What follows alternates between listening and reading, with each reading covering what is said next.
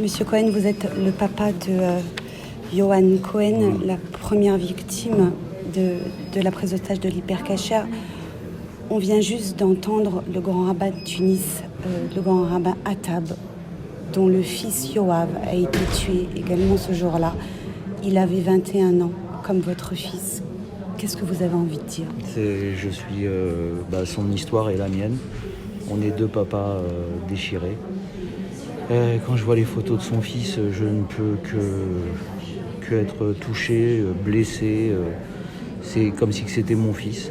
Je compatis à la peine de ce que doit ressentir le papa, excusez-moi, les sœurs.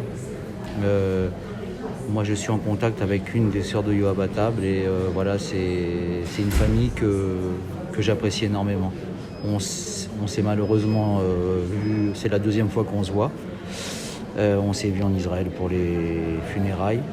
Mais c'était des mots très très poignants de la part du papa et de sa fille. Monsieur Cohen, vous avez témoigné à la barre vous-même ce matin.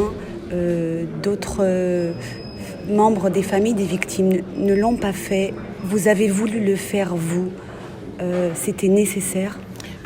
Nécessaire, je me suis franchement posé la question plusieurs fois. Mais je pense que quelque part, ça m'a libéré un petit peu quand même. Il fallait que j'assiste à ce procès pour tourner. Alors je dis toujours la même chose, une page, mais pas la page de mon enfant. Mais ça fait partie de ma thérapie et après ce procès, j'essaierai de recommencer à vivre. Vous aviez face à vous ce matin les 11 coupables présumés. Vous ne vous êtes pas adressé à eux, Monsieur Cohen, mais vous avez posé une question. Pourquoi ? Je leur ai posé la question, pourquoi tant de haine envers la communauté juive ? J'arrive jamais à l'expliquer, j'arrive jamais à comprendre.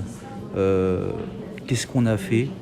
Je dis bien au monde, même au monde entier, parce qu'on entend malheureusement des choses ignobles dans tous les coins du monde. Mais pourquoi nous, les Juifs ? Qu'est-ce qu'on nous reproche exactement ? C'est toujours cette même question qui revient. Qu'est-ce que vous attendez de ce procès, Monsieur Cohen ? J'attends de ce procès qu'il soit jugé, qu'ils aient une peine exemplaire. Comme l'a dit, je ne me rappelle plus très bien, un membre de famille. Nous sommes brisés à vie.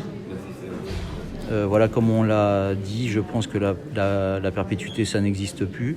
Mais au moins, la peine maximale, qui est, je crois, de 30 ans, en 30 ans, ils auront une petite partie de leur vie qui sera bien entamée.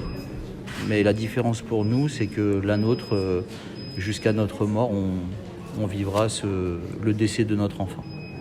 Vous vivez aujourd'hui en Israël, Monsieur Cohen. Qui vous aide ? Qui vous soutient ? Franchement, pas grand monde. Pas grand monde, mais bon, à part le FSJU qui s'est beaucoup occupé de nous du départ jusqu'à maintenant, je pense de souvenir que ce sont que les seuls. Dernière question, vous avez parlé de Yohan ce matin. Qu'est-ce que vous avez envie qu'on retienne de lui, de sa vie ? De sa vie, la bonté, la gentillesse, la droiture et le respect qu'il avait pour ses parents et sa sœur. Merci, Monsieur Cohen. Merci.